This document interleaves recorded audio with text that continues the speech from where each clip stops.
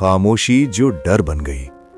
कभी कभी सबसे खतरनाक आवाज खामोशी होती है। जब कोई इंसान बोलना बंद कर दे, हंसना भूल जाए और उसकी आंखों में सिर्फ डर रह जाए, तो समझ जाना चाहिए कि उसके साथ कुछ बहुत गलत हुआ है। यह कहानी है 17 साल की नेहा की, जो अचानक बदल गई। लेकिन उसके बदलने के पीछे जो सच था वो इतना डरावना था कि सुनकर हर कोई सन्न रह गया। एक सामान्य सुबह जो सामान्य नहीं थी। सूरत के एक शांत से इलाके में सुबह का समय था। हल्की धूप खिड़की से अंदर आ रही थी, पक्षियों की आवाज और रसोई में बर्तनों की खनक। नेहा, बेटा उठ जाओ, स्कूल का टाइम हो गया। मां ने प्यार से आवाज लगाई, लेकिन अंदर से कोई जवाब नहीं आया। मां को लगा शायद गहरी नींद में होगी। वो कमरे में गई। नेहा बिस्तर पर बैठी थी, आंखें खुली हुई लेकिन नजरें कहीं खोई हुई। क्या हुआ बेटा, तबीयत ठीक नहीं है क्या? नेहा ने धीरे से मां की तरफ देखा, लेकिन कुछ नहीं बोली। उसकी आंखों में एक अजीब सा डर था। मां को थोड़ा अजीब लगा, लेकिन उन्होंने ज्यादा ध्यान नहीं दिया। बदलाव की शुरुआत। नेहा पहले बहुत चंचल थी, घर में हर वक्त हंसती रहती थी, लेकिन पिछले कुछ दिनों से वो बिल्कुल बदल गई थी। न दोस्तों से बात, न फोन का इस्तेमाल, न ही कोई एक्साइटमेंट, बस खामोशी। पापा ने अखबार पढ़ते हुए कहा, ये आजकल की लड़कियां भी ना, थोड़ा सा कुछ हो जाए तो ड्रामा शुरू। मां ने धीरे से कहा, नहीं कुछ तो बात है। लेकिन किसी को अंदाजा नहीं था कि बात कितनी बड़ी थी। स्कूल का डर। स्कूल में नेहा अपनी सीट पर बैठी थी, लेकिन उसका ध्यान कहीं और था। टीचर पढ़ा रही थी, क्लास ध्यान दो। लेकिन नेहा बार बार दरवाजे की तरफ देख रही थी, जैसे कोई अंदर आने वाला हो। अचानक दरवाजा खुला। नेहा चौंक गई।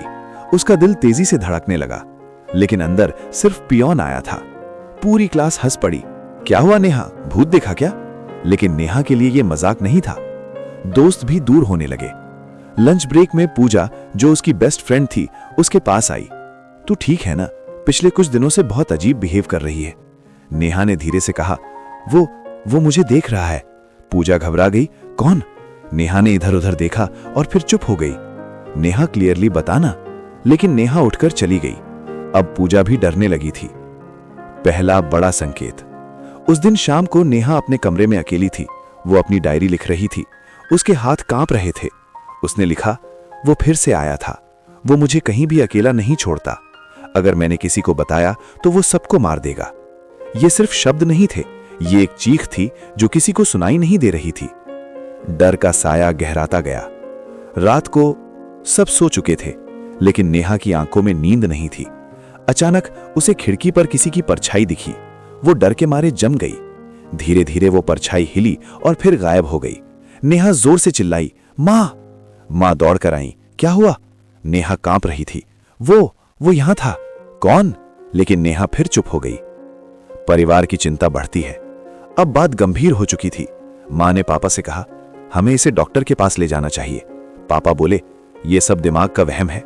लेकिन मां ने जिद की। अगले दिन उसे एक काउंसलर के पास ले जाया गया। सच्चाई की पहली झलक। काउंसलर ने नेहा से पूछा, तुम किससे डरती हो? नेहा चुप। क्या किसी ने तुम्हें हर्ट किया है? नेहा की आंखों में आंसू आ गए, लेकिन उसने कुछ नहीं कहा। बस एक शब्द बोली, वो। कौन वो? नेहा ने सिर झुका लिया और फिर कमरे में सन्नाटा छा गया। वो कौन था जो नेहा को इस हद तक डरा चुका था? क्या वो कोई अजनबी था या कोई अपना? रोज बरोज क्राइम स्टोरी या कुछ नया जानकारी देखने के लिए चैनल को सब्सक्राइब करें और वीडियो को एक लाइक जरूर करें।